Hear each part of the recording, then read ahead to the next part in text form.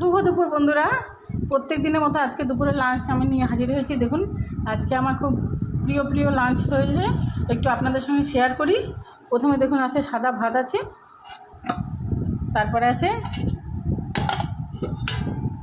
মাছ ভাজা, কাতলা মাছ ভাজা,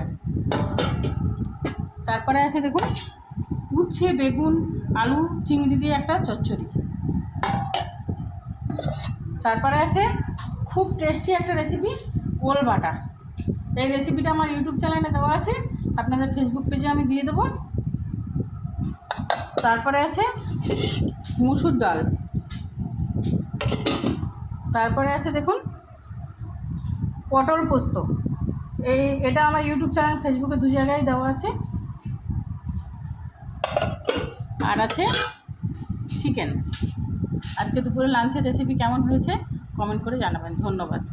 লাইক কমেন্ট শেয়ার সাবস্ক্রাইব করতে ভুলবেন না।